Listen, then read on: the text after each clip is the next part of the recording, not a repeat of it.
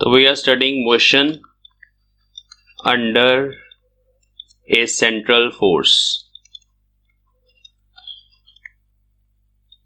हम जो central force लेके चल रहे हैं वो है the force between two masses m1 m2 which is given as g, force is given as g m1 m2 by r square. This is the magnitude and this is for direction.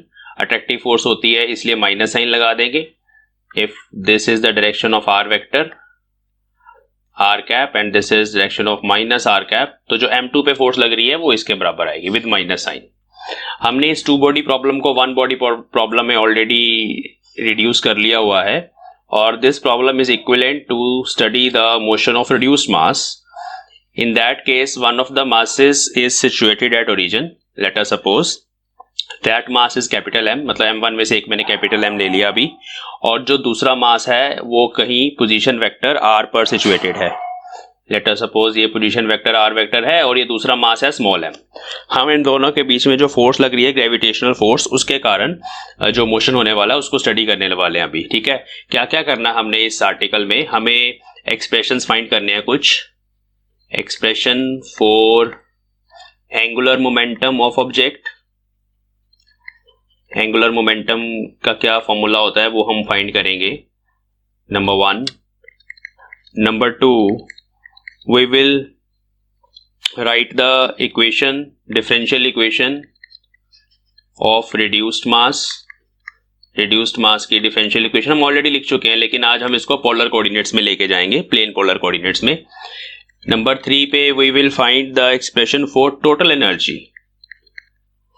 ये चीजें ऐसे पूछी जाएंगी आपको exams में, तो आपको पता होना चाहिए हम क्या फाइंड करें। Total energy of the reduced mass, of the reduced mass. जैसे कि हमें पता है कि रिड्यूस्ड मास क्या होता है कि अगर हमारे पास ये दो मासेस हैं तो जो रिड्यूस्ड मास है उसको हम म्यू से डिनोट करेंगे and that is given by the product of masses divided by addition of masses m plus small m। ठीक है, ये रिड्यूस्ड मास होता है और ये रिड्यूस्ड मास हम ऐसे मान के चलते हैं कि it is situated near to the smaller mass. Small m यहाँ पे छोटा मास है तो रिड्यूस्ड मास अप्रोक्सीमेटली उसके बराबर हो जाता है, स्मॉल m के बराबर, और ये यहीं पर सिचुएटेड है। अब इस पे जो फोर्स लग रही है दैट इज टुवर्ड सेंटर, इस तरफ फोर्स लग रही है and that force is gravitational force.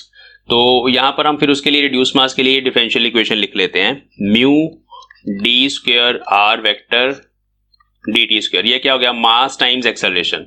This is mass जिसको हम रिड्यूस्ड मास बोलते हैं जब हम टू बॉडी प्रॉब्लम को वन बॉडी में लिखते हैं ना, तो this is reduced mass and this is the acceleration of reduced mass, क्योंकि ये जो आर वेक्टर है वो उसी रिड्यूस्ड मास का पोजीशन वेक्टर है। तो ये हो गया mass times acceleration is equal to force होता है ना, तो फोर्स क्या होती है, force is this gravitational force जो यहाँ पे लग रही है, इस पे यही तो फोर्स लग रही है। इसको अगर हम ऐसे बोल दें कि यहाँ पर एफ फोर्स लग रही है टुवर्ड्स द सेंटर, इसको आप फंक्शन ऑफ आर भी बोल सकते हो।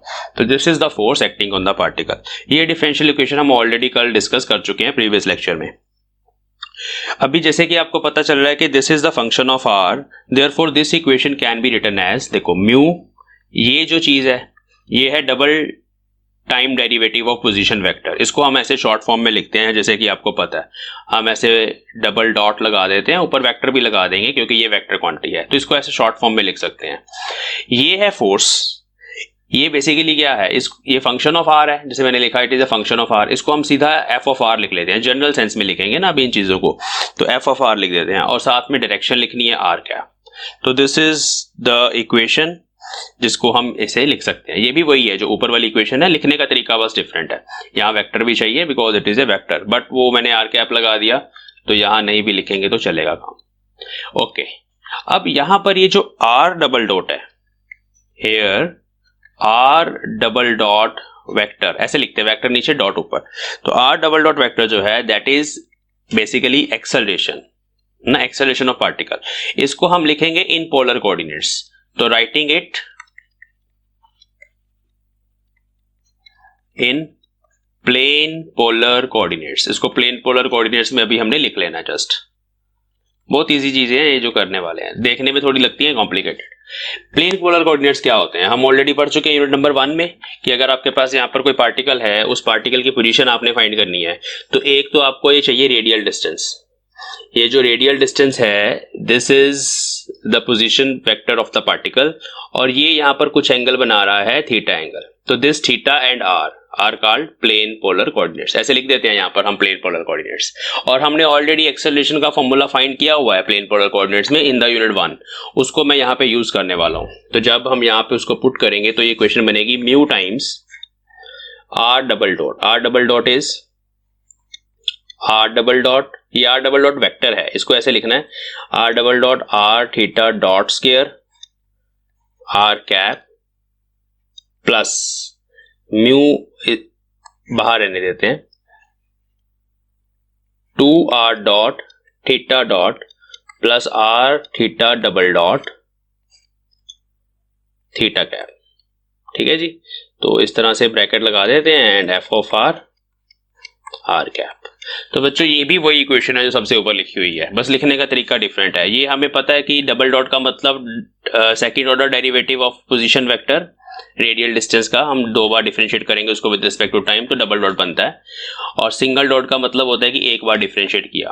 तो जो बच्चे अभी इसको रिकॉल नहीं कर पा रहे उनके लिए r double dot is d square r by D t square, बस उसको शॉर्ट फॉर्म में लिखना चाहते हैं तो ऐसे लिख लेते हैं theta dot is D theta by D T, theta double dot अगर है तो वो है D square theta by D t square, है ना। म्यू को अंदर मल्टीप्लाई करके मैं इक्वेशन लिख रहा हूं, तो बनेगी mu are double dot minus r theta dot square, उसके साथ लग गया आर कैप, प्लस दूसरी equation mu 2r dot theta dot plus r theta double dot theta cap is equal to f of r cap. ये equation बन गई। Now this factor is equal to this factor, क्यों? क्योंकि ये force है along the radial distance, ये direction होती है ना फोर्स की, रेडियल आर कैप मतलब अलोंग दिस वेक्टर, ये जो हमारे पास आर कैप होता है उसके अलोंग जो फोर्स है ये वो कंपोनेंट है फोर्स का, and this is equal to this term, है ना, दोनों की डायरेक्शन सेम है। और ये जो है थीटा कैप वो है नहीं, मतलब there is no force along the direction of theta cap की डायरेक्शन ये होती है, हम ऑलरेडी कर चुके हैं सारा कुछ, ये थीटा होता है, ये थीटा कैप की डायरेक्शन होती है, तो वो हमारे पास ऑलरेडी है नहीं, थीटा कैप की डायरेक्शन सही नहीं बनी, दोबारा बनाते हैं। देखो ये हमारे पास ऐसे एक्स वाई कोऑर्डिनेट्स होते हैं, एक्स वाई कोऑर्डिनेट सिस्टम, उसमें ऐसे हम लिखते हैं ना आर पॉइंट पी होता है, आर और थीटा उसके कोऑर्डिनेट्स होते हैं, तो ये थीटा कैप ऐसे चलता है, मतलब आर कैप की डायरेक्शन ये बाहर की तरफ होती है, थीटा कैप इसके परपेंडिकुलर होता है लाइक दिस, मतलब there is no force along the direction of theta cap, क्योंकि जो हमारे इस केस में सेंट्रल फोर्स है ना वो सिर्फ सेंटर की तरफ ही लगती है, से रेडियली इनवर्ड या रेडियली आउटवर्ड, उसकी डायरेक्शन में सिर्फ और सिर्फ आर कैप ही आता है ना। तो इसलिए क्योंकि फोर्स सिर्फ रेडियल फोर्स है, सेंट्रल फोर्स है, इसलिए ये वाली टर्म जीरो होगी। ये बहुत इंपॉर्टेंट चीज है, बड़ी अच्छी सी यहाँ पर कॉन्सिक्वेंस अब हमारे सामने आने वाला है। मतलब अगर हम यहाँ पर इक्वेट कर दें, equating the radial and theta components from RHS and LHS, तो हमें ये पता चल रहा है कि एक तो ये टर्म आ गई mu are double dot minus r theta dot square, ये जो चीज है ये इसके बराबर है, एफ ऑफ आर के बराबर। मैं सिर्फ मैग्नीट्यूड्स बता रहा हूँ, it's very important. Equation number 3।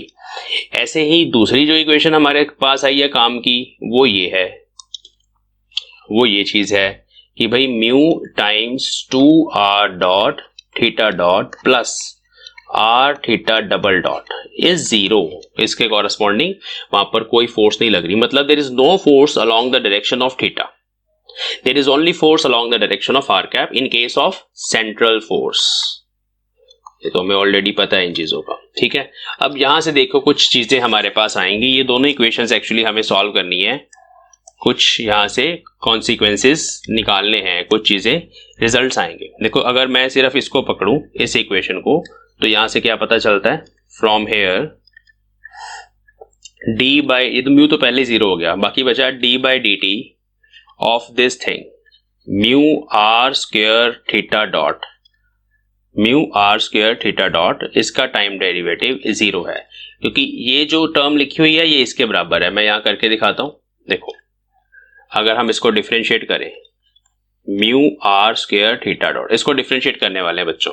देखो यहाँ पर म्यू कांस्टेंट है, म्यू बाहर आ जाएगा। अब ये दो फंक्शन है, आर स्क्वायर एक फंक्शन है, थीटा डॉट दूसरा फंक्शन है, दोनों को डिफरेंशिएट करना है।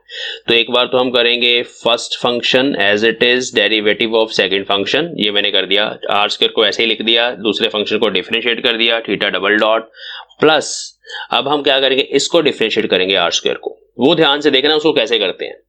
एक तो ये 2 जो होता है पावर x की पावर n वाला फॉर्मूला लगेगा, n आगे आ जाता ना, तो 2 ऐसे आ गया, r की पावर होगी 1।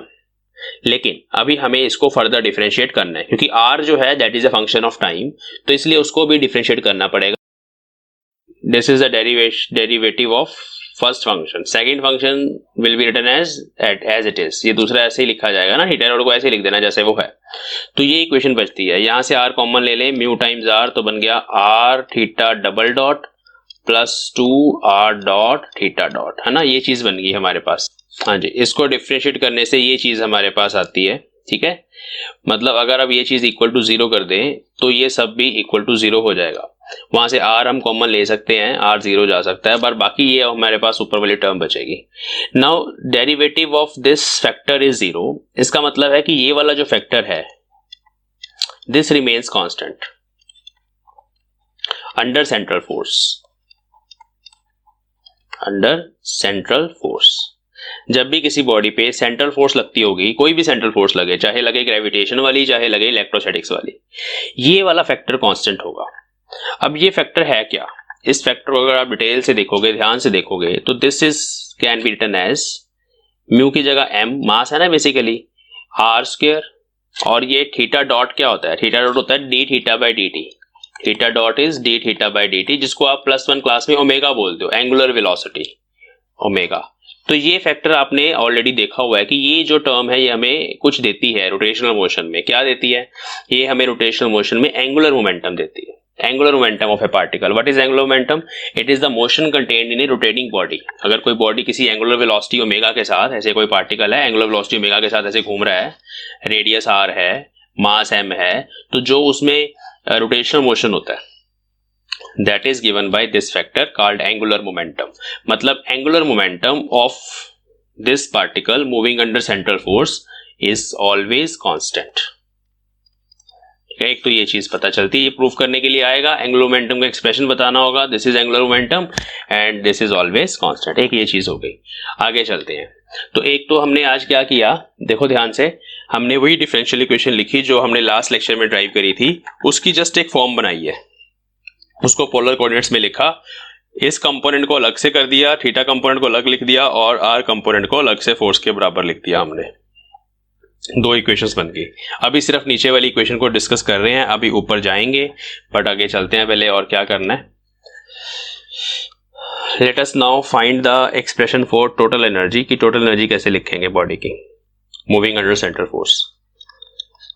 Expression for total energy of body. Body में ना हम रिड्यूस मास की ही बात कर रहे हैं। 2 बॉडी प्रॉब्लम को 1 बॉडी प्रॉब्लम बना चुके हैं अंडर सेंट्रल फोर्स।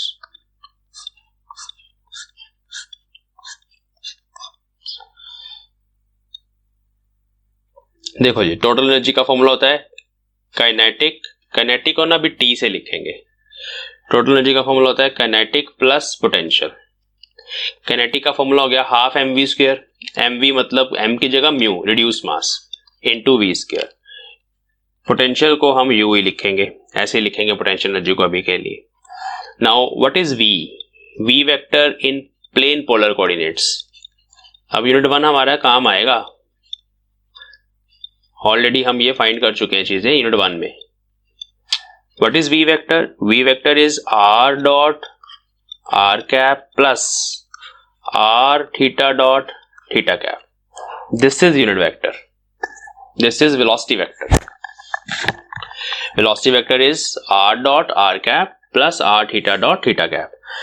आप रिकॉल कर सकते हो प्रीवियस यूनिट में जाके कैसे हमने इसको ड्राइव किया था। हमें इसका चाहिए मैग्नीट्यूड, इसका मैग्नीट्यूड हो जाएगा r dot square plus r square theta dot square उसका अंडर रूट, ये इसका मैग्नीट्यूड हो जाएगा। हमें चाहिए मैग्नीट्यूड का स्क्वायर यहाँ पे, तो जब आप स्क्वायर करेंगे तो आपके पास आ जाएगा वी स्क्वायर करेंगे तो ये टर्म आ जाएगी। इसको यहां पुट कर देंगे तो यू कैन राइट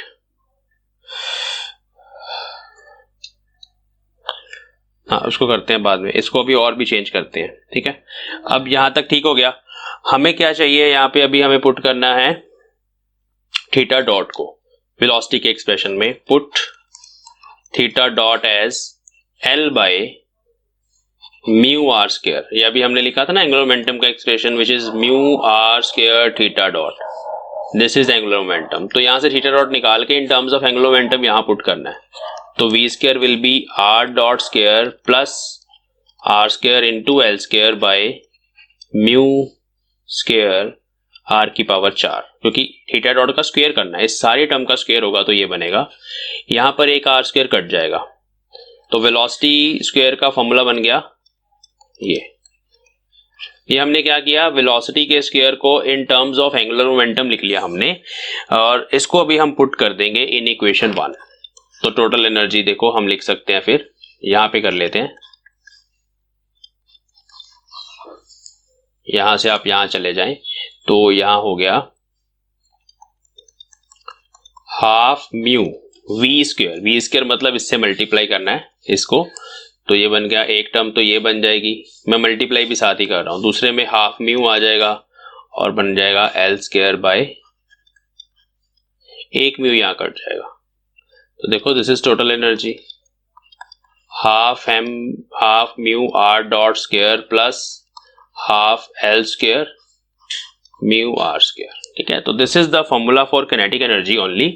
काइनेटिक हाँ टोटल लिख रहे हैं ना, तो ये काइनेटिक है सिर्फ, अभी इसमें यू ऐड करना है। अगर आप ऐसे प्लस यू लिख दोगे तो this is the formula for total energy of a body moving under central force. अब इसको थोड़ा देखते हैं कि यहाँ है क्या। अगर आपने सेंट्रल फोर्स मानी ग्रेविटेशनल एनर्जी, तो यहां आ जाएगा you is gravitational potential energy. अगर आपने सेंट्रल फोर्स को कौन सी फोर्स माना, ग्रेविटेशन फोर्स माना, तो उसके कॉरस्पॉन्डिंग जो ग्रेविटेशनल पोटेंशियल एनर्जी होती है उसका फॉर्मूला भी आपने +1 क्लास में किया हुआ है, GMM by small r, this is the potential energy with negative sign, तो ये वो आ जाएगी यहाँ पे। अगर इलेक्ट्रोस्टैटिक हुई तो फिर ये हो जाएगा -1/4πε0, माइनस तब होगा अगर दोनों चार्जेस ऑपोजिट होंगे, तो ये होगा। अट्रैक्टिव फोर्स के लिए लिख रहा हूं मैं, क्यू स्क्वायर दोनों सेम तरह के चार्जेस हैं, या Q1 Q2 लिख लेते हैं ऊपर, अगर डिफरेंट चार्जेस है तो Q1 Q2 बाय R। तो this is the potential energy for electrostatic force. तो जो भी फोर्स आप लेके चलोगे उसकी पोटेंशियल एनर्जी यहाँ पे आ जाएगी। अच्छा, ये दोनों टर्म्स क्या है, ये भी एक तरह की काइनेटिक एनर्जी है, ये भी एक तरह की काइनेटिक एनर्जी है। ये एक्चुअली क्या है, ये हाफ एम वी स्क्वायर ही तो है, क्योंकि आर डॉट का मतलब वेलोसिटी होती है लीनियर मोशन में। अगर कोई पार्टिकल स्ट्रेट लाइन में चल रहा है तो वो उसकी वेलोसिटी आर डॉट से आएगी dr बाई dt से।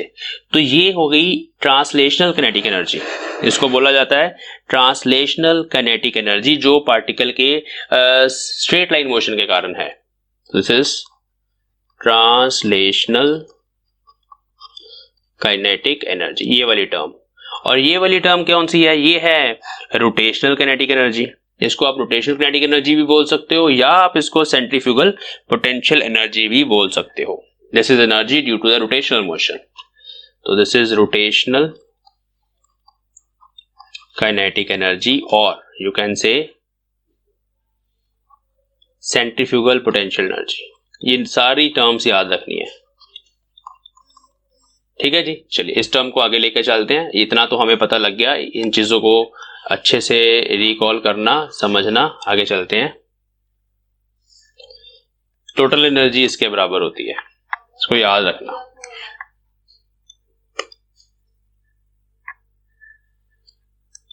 ये लाइन फालतू की मैं यहां पे डिलीट कर दूं।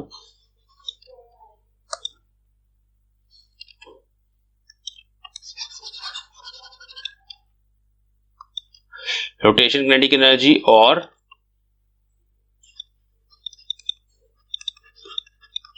Centrifugal potential energy, this is gravitational potential energy. ठीक है जी, ओके। आपको ना एक एक्सप्रेशन याद होगा शायद +1 क्लास में, काइनेटिक एनर्जी जब हम पढ़ते हैं रोटेशनल मोशन में जाके, तो that is half m v square plus half I omega square. वहां पे आई होता है moment of inertia of body या पार्टिकल,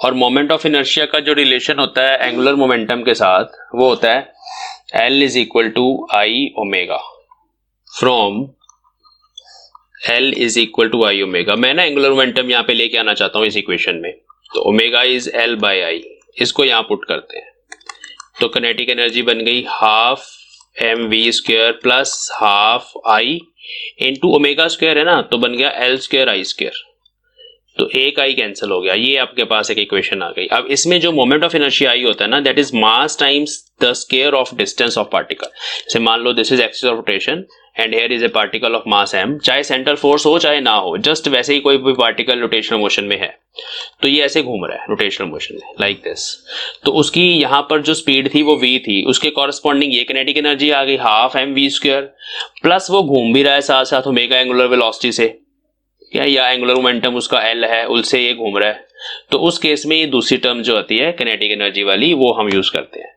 तो जो मोमेंट ऑफ इनर्शिया होता है वो होता है ये वाला डिस्टेंस उसका square into mass of particle, ये आई होता है यहाँ पे। अगर मैं इस आई को यहाँ पुट कर दूं ना, तो देखो ये जो रिलेशन आएगी वो बिल्कुल वही है जो अभी हमने निकाल लिया है, L square by m r square, है ना। तो ये +1 में ये चीजें हम करते हैं, जब हम +1 में प्रॉब्लम सॉल्व करते हैं ना, तो इस तरह के एक्सप्रेशंस हम वहां पे यूज करते हैं। वही सेम चीज यहाँ पे आई है। Total energy is the sum of kinetic plus potential. Kinetic energy is sum of two energies, one is translational kinetic energy which is half m v square, बस सिंबल चेंज हो गए हैं, एम की जगह म्यू आ गया reduced मास और we की जगह आर डॉट लिख दिया हमने, plus rotational kinetic energy. Rotational kinetic energy was half I omega square in class +1, ये फॉर्मूला हमने ड्राइव किया हुआ है। तो वो जो हाफ आई ओमेगा स्क्वायर है उसको भी हम इस फॉर्म में लिख सकते हैं, वो जो फॉर्म है वो सेम यही तो है, half L square, mu are square की जगह जस्ट एम आर स्क्वायर होता है वहां पे, ठीक है। तो ये इक्वेशन हमारे लिए ड्राइव करनी और याद रखनी इंपॉर्टेंट है, इसलिए अगर याद रखना चाहते हो तो यहां से आप याद रख सकते हो चीजों को। हाँ जी, 5 मिनट रह गए हैं। अब हम इफेक्टिव पोटेंशियल एनर्जी की बात करेंगे, क्योंकि हम ना इसको सेंट्रीफ्यूगल पोटेंशियल एनर्जी मान के चल रहे हैं, तो हम किनेटिक को ऐसे अलग कर देंगे यहां से और इसको बनाएंगे इफेक्टिव पोटेंशियल एनर्जी। ये हमारे पास इफेक्टिव पोटेंशियल एनर्जी रहेगी, ये अभी हम प्रूफ करेंगे कि this is the sum of these two energies is effective potential energy. ऐसे लिख के देता हूं यहाँ पे note.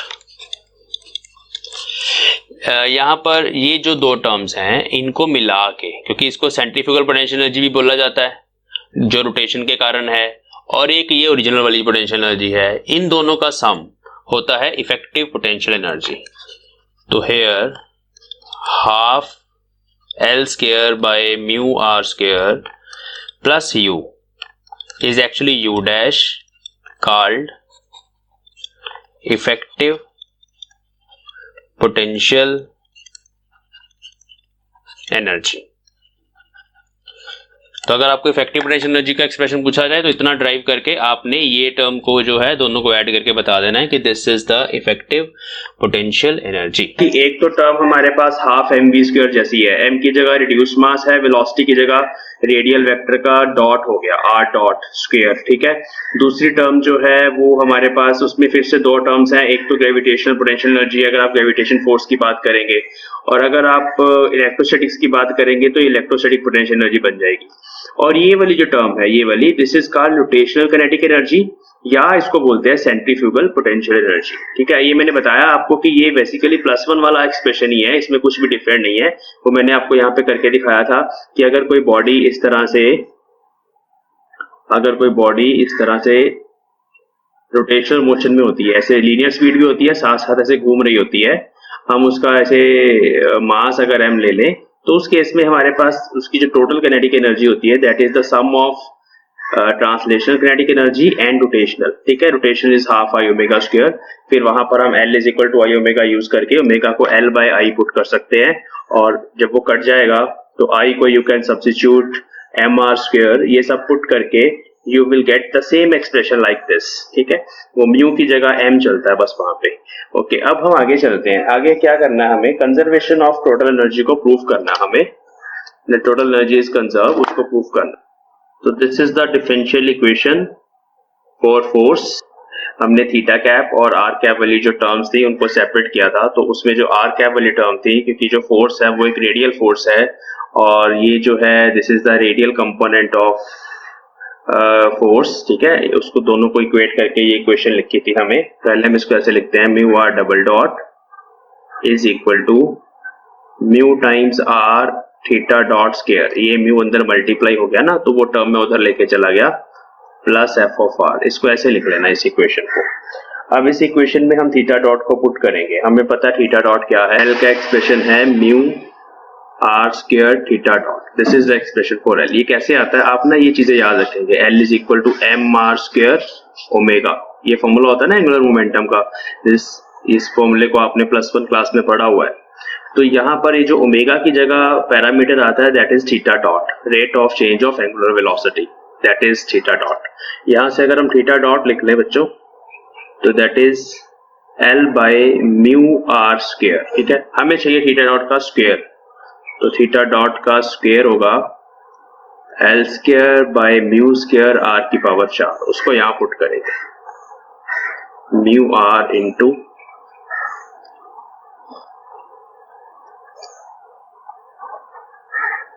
Plus f of r. यहां से आर एक कैंसिल हो जाएगा, क्यूब बचेगा नीचे और एक म्यू कैंसिल हो जाएगा।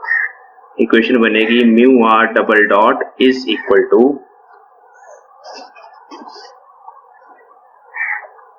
L square mu r cube plus f of r, ठीक है। यहाँ पे इसको ब्रैकेट में लिख देते हैं because it is a reason कि हम कहां से लेके आ रहे हैं ये सारा कुछ, ठीक है।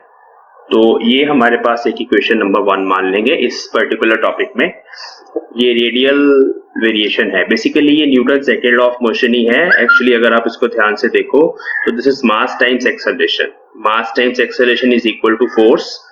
ये मास होता है, ये एक्सेलरेशन होता है और ये टोटल फोर्स है। यहाँ पे अभी ये रेडियल फोर्स हो गई और ये एंगुलर मोमेंटम के कारण एक टर्म आ रही है हमारे पास। अब सेंट्रल फोर्स कंजर्वेटिव फोर्स होती है,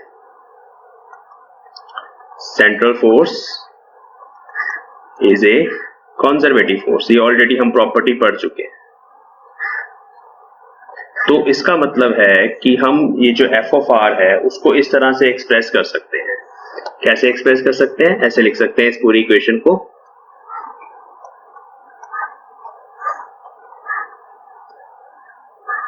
यहां पे हम लिख सकते हैं minus partial u by partial are.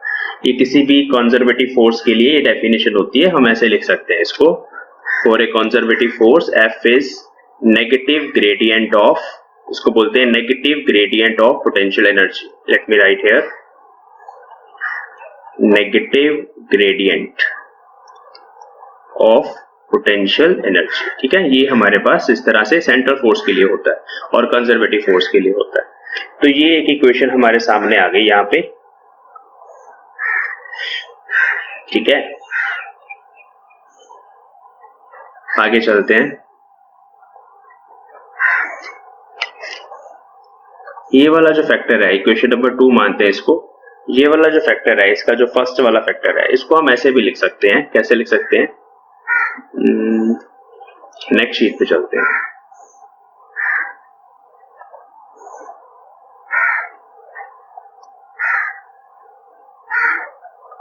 तो here L square upon mu r cube, that can be written as minus partial over partial r half L square by mu r square। ये कैसे पता चला मुझे, देखो बहुत इजी है। वो इस तरह से पता चला क्योंकि अभी हमने ये फाइंड किया था कि this is centrifugal potential energy. अभी थोड़ी देर पहले जो लास्ट लेक्चर में कल हमने किया था, जो सेंट्रीफ्यूगल पोटेंशियल एनर्जी की टर्म थी वो ये थी half L square by mu are square. ये है ना हमारे पास, this is also a kind of potential energy. अब क्योंकि हम फोर्स लिख रहे हैं ना, ये दोनों टर्म्स फोर्स के ही बराबर है। This is a force, this is a force, इस फोर्स को एक्सप्रेस कर रहा हूं मैं अभी, तो इस फोर्स को मैं negative gradient of potential energy लिख सकता हूं, ठीक है। तो जो पोटेंशियल एनर्जी है उसका एक्सप्रेशन मैंने यहां पे लिखा, this is the expression for potential energy जो हमने कल फाइंड किया था। तो this force, actually this is a force kind of force is equal to negative gradient है ना ऑफ पोटेंशियल एनर्जी। इसको आप वहां पुट करेंगे तो इक्वेशन बनेगी म्यू आर डबल डॉट, क्योंकि लेफ्ट साइड पे तो यही चल रहा है म्यू आर डबल डॉट, और राइट साइड पे ये टर्म थी, उसकी जगह मैं इसको ग्रेडियंट के टर्म्स में लिखूंगा like this, half L square mu are square आ गया, और वो जो सेकंड वाली टर्म है वो भी ग्रेडियंट के टर्म में लिख रहे हैं अभी हम, उसमें हम यू लिख रहे हैं। तो ये ग्रेडियंट जो है इसको कॉमन ले आएंगे अभी बाहर, और ब्रैकेट में हमारे पास दो टर्म्स आ जाएंगी, एक आ जाएगा half L square mu are square और दूसरी टर्म आ जाएगी प्लस यू, ये दो टर्म्स आ गई है, ठीक है। This is mu are double dot, ये हमारे पास एक इक्वेशन बन के आ रही है। इस पूरी टर्म को ना हम यू डैश पुट कर देते हैं, यू डैश इज कॉल्ड वही effective potential energy. Actually this is the sum of two potential energies. One is due to rotational motion के कारण जो potential energy है, एक वो है ये वाली टर्म, और जो सेकेंड टर्म है that is due to the gravitational potential energy, अगर हम gravitation force की बात करें तो ये effective potential energy इन दोनों energies के सम के बराबर होती है, ठीक है। इसको u डैश पुट कर सकते हैं, and finally we can write here u dash is half l square mu r square plus u। तो एक तो ये इक्वेशन हमें इफेक्टिव पोटेंशियल एनर्जी फाइंड करनी पड़ेगी सबसे पहले, फिर जो टोटल एनर्जी है अब हम वहां पे जाएंगे। देखो इस इक्वेशन को अब मैं कुछ ऐसे लिखने वाला हूं, यहाँ पर ये जो फंक्शंस हैं दोनों, this is the function of r only, this is the function of r only, दोनों आर के ही फंक्शन होते हैं ना। अगर हम यू की बात करें तो यू भी हमें पता है कि ग्रेविटेशनल पोटेंशियल एनर्जी के केस में यू होता है minus G m1 m2 by R का फंक्शन होता है, और इलेक्ट्रोस्टैटिक्स में यू होता है, इलेक्ट्रोस्टैटिक्स के लिए ई लगा देते हैं, वो होता है 1 by 4 pi epsilon naught q1 q2 by R. मतलब दोनों फंक्शन आर के ही होते हैं, R is the radial distance. जैसे जैसे आप रेडियल डिस्टेंस वेरी करोगे, दो पार्टिकल के बीच में डिस्टेंस चेंज करोगे, वैसे वैसे पोटेंशियल एनर्जी चेंज होगी, ये इसका मतलब है। तो ये आर के फंक्शंस हैं, इसलिए ये वाली जो इक्वेशन है इसको इक्वेशन नंबर इसको 1 दिया था, इसको 2 दिया था, इक्वेशन नंबर 3 देते हैं इसको। इक्वेशन नंबर 3 जो है उसको हम टोटल डेरिवेटिव की फॉर्म में भी लिख सकते हैं, तो वो कैसे लिखेंगे? Equation 3 becomes, equation 3 can be written as mu are double dot is equal to, वो पार्शियल की जगह डी बाई डी आर, ये होता है टोटल डेरिवेटिव। मतलब फंक्शन ही अगर एक चीज का है तो हमें पार्शियली लिखने की जरूरत नहीं है उसमें, half L square mu are square, ये टर्म याद रखनी है आपने कि ये सेंट्रीफ्यूगल पोटेंशियल एनर्जी, इसको याद रखना बहुत जरूरी है, ठीक है, प्लस यू, ये दो टर्म्स हमने ऐड करके ये इक्वेशन लिख दी, ठीक है। अब हम यहाँ पे थोड़ी सी ट्रिक यूज करेंगे to find the law of, to prove the law of conservation of energy. Multiply both sides by r dot, r dot से मल्टीप्लाई करेंगे दोनों साइड, तो इधर बन जाएगा mu r dot r double dot, इधर बन जाएगा minus D by D are half L square, और इसके साथ आर डॉट लिखना पड़ेगा, आर डॉट को हम directly D R by D T भी लिख सकते हैं, ठीक है। ये एक्चुअली आर डॉट ही है, आर डॉट समझ आ गई इतनी बात।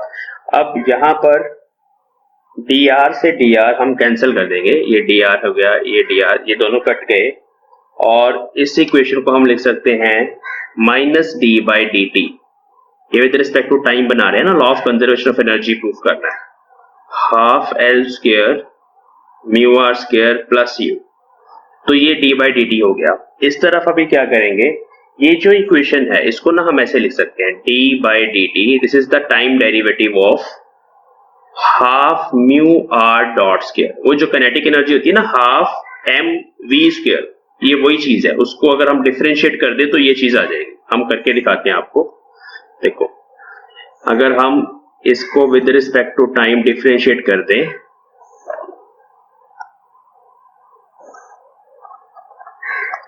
तो क्या होगा, देखो इसमें हाफ म्यू बाहर आ जाएगा, आर डॉट स्क्वायर को डिफरेंशिएट करना है, 2 आगे आएगा, R dot as it is आएगा और फिर आर डॉट दोबारा से डिफरेंशिएट होगा, तो ऐसा बनेगा ना ये कुछ, तो ये कट जाएगा, तो mu R dot are double dot, ये वाली जो चीज है, ये वाला जो फैक्टर है, ये इसका टाइम डेरिवेटिव है इस चीज का, ठीक है। अब देखो D by D T common हो गया सब जगह, ये दोनों टर्म्स भी उठ के इधर आ जाएंगी, प्लस हो जाएगा, मैं यहीं पे करता हूं सॉल्व, यहां से आप इधर आ जाएंगे, ठीक है।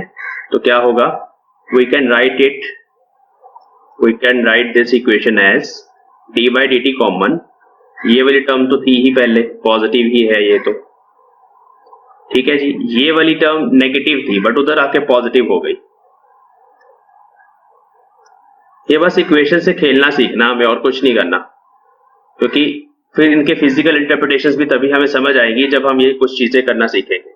तो ये सब कुछ इक्वल टू 0 हो गया है ना, मतलब ये पूरी term with respect to time उसका डेरिवेटिव 0 है, मतलब ये सारी टर्म कांस्टेंट होगी फिर, तो विच इंप्लाइज दैट जो भी यहां पर है इस टर्म में जो जो पैरामीटर है उन सबका सम, उन सबको अगर हम ऐड कर दें, मतलब ये पूरी term this is always constant. ये है क्या, ये हमें पता है, हम ऑलरेडी कल फाइंड कर चुके हैं कि this is the total mechanical energy of a body of A reduced mass which is rotating under central force, ये वो चीज है ना, तो उसकी टोटल एनर्जी है, उसमें से ये ट्रांसलेशनल काइनेटिक एनर्जी थी, ये सेंट्रीफ्यूगल पोटेंशियल एनर्जी है और ये सिंपली पोटेंशियल एनर्जी है। तो this is law of conservation of energy that we have proved. Now we will write how to find R at any time t। देखो ये जो हमने एक्सप्रेशन निकाला ना टोटल एनर्जी का एक्सप्रेशन यूज करेंगे, ये हमारे पास है म्यू r डॉट स्क्वायर, इसको याद करना आपको, half L square mu are square, याद रखना ये नीचे मोमेंट ऑफ इनर्शिया है, जो एम आर स्क्वायर होता है ना उसकी जगह म्यू आर स्क्वायर है, एल बाई आई है, बेसिकली एल बाई आई का स्क्वायर है, ये ऐसे याद रखोगे तो याद रहेंगी चीजें, प्लस यू, ये हमारे पास टोटल एनर्जी है। अभी हमें क्या करना है, हमें आर फाइंड करना है। अगर हमें टोटल एनर्जी गिवन हो मान लो, तो किसी भी टाइम टी पे हम आर कैसे फाइंड करें वो चीज हमें देखनी है, क्या मतलब है उसका।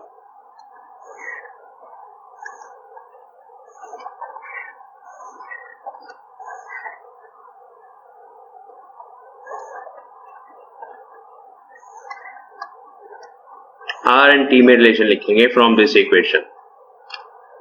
तो देखो पहले कैसे लिखनी है, half mu are dot square, इसको हम लिख सकते हैं E minus U minus half L square by mu are square, इसको ऐसे लिख सकते हैं। यहां से 2 का फैक्टर ऊपर चला जाएगा, म्यू का फैक्टर नीचे चला जाएगा, तो this can be written as R dot square 2 by mu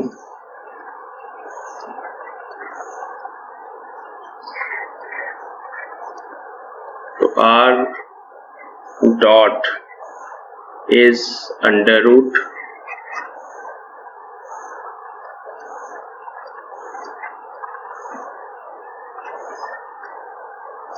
ऐसे लिख सकते हैं ना, यहाँ लिख सकते हैं dr by dt, R dot is dr by dt,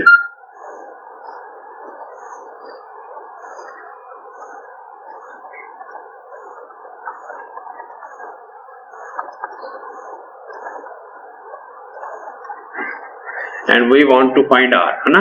तो R फाइंड करने के लिए हमें क्या करना है, तो this can be written as dr upon under root 2 by mu E minus U half,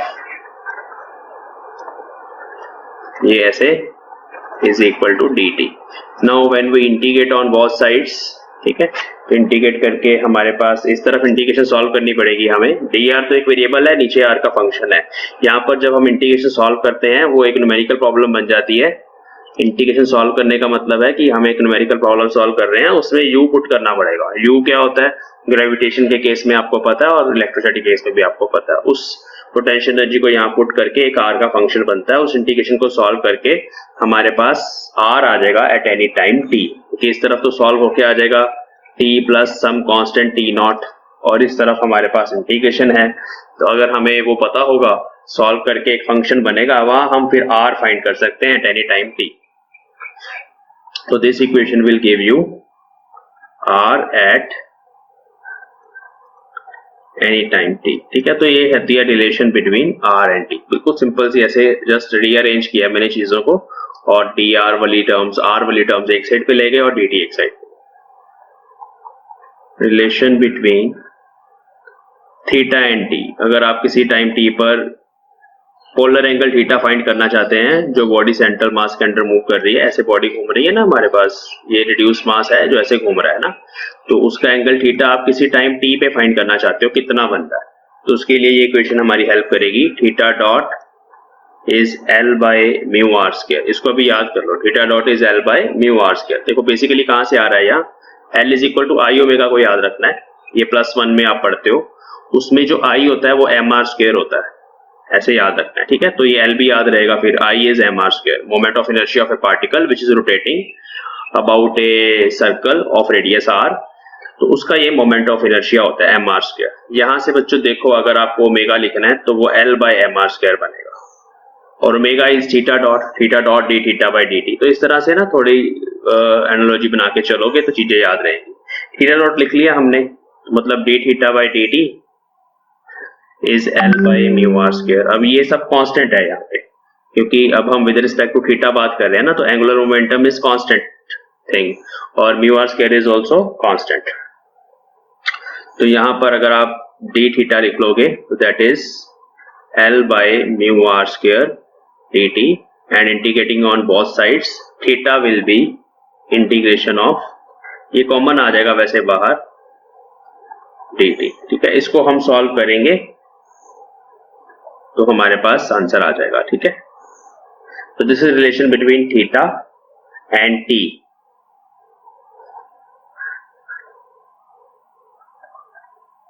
but here r is a function of time, function of time, हम विद रिस्पेक्ट टू टाइम कर रहे हैं ना उसको इंटीग्रेट, तो r तो time पे depend करता है ना। अभी हमने r और t की रिलेशन फाइंड करी है थोड़ी देर पहले, वहां से r कैलकुलेट करके यहां पुट किया जाता है न्यूमेरिकल प्रॉब्लम्स में, और फिर हमारे पास थीटा आ जाता है एट एनी टाइम t।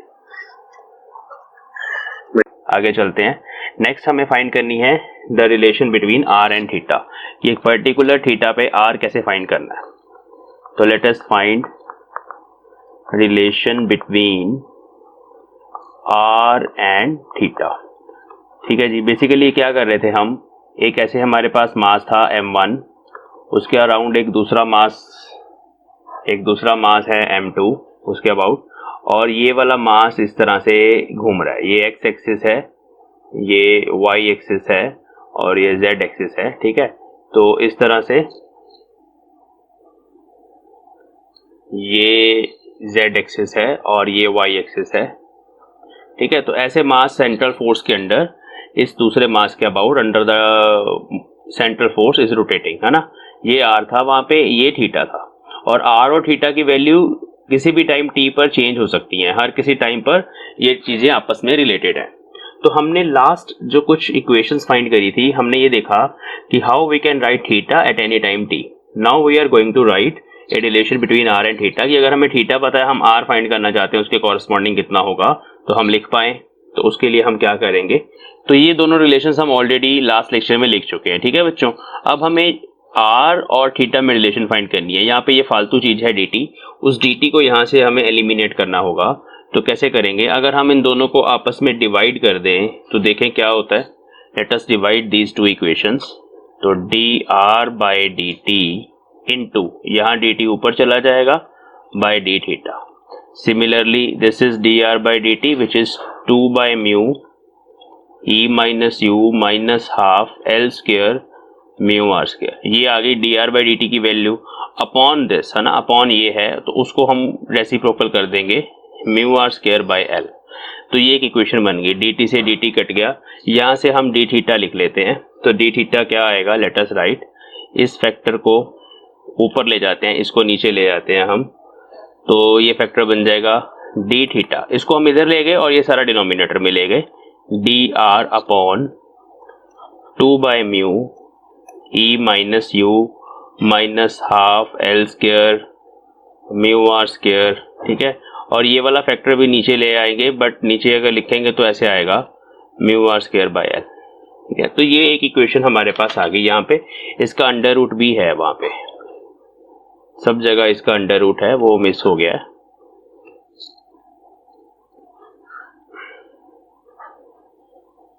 ठीक है। नहीं, यहाँ नहीं आएगा अंडर रूट, सिर्फ यहाँ तक है, यहाँ तक इसका अंडर रूट है, इस टर्म का अंडर रूट है बच्चों। चलिए, तो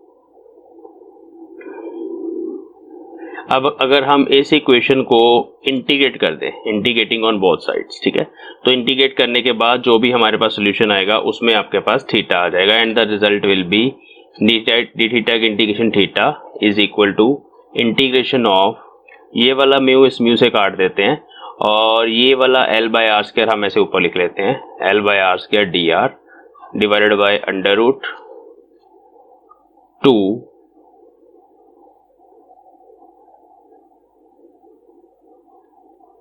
ई minus U minus half L square by mu are square, ठीक है। तो जस्ट इस तरह की ना रिलेशंस हैं जस्ट थीटा और आर में। अब यहाँ पर आप इंटीग्रेशन सॉल्व करके फिर से वो लंबा चौड़ा काम होता है, but theoretically we have to write these relations. अगर एग्जाम में पूछी जाएंगी only then you have to write, otherwise आप यहाँ तक करोगे, which is still the conservation of energy. Conservation of energy तक का काम हमारा हो चुका है, ये बेसिकली हमें प्रूव करना था, कंजर्वेशन ऑफ एनर्जी। ये रिलेशन उससे एक्स्ट्रा है, ये तब ड्राइव करनी है वहां पे अगर आपसे एग्जाम में पूछी जाए कि write a relation between R and theta, write a relation between R and T, ठीक है, तो तब आपको लिखनी है।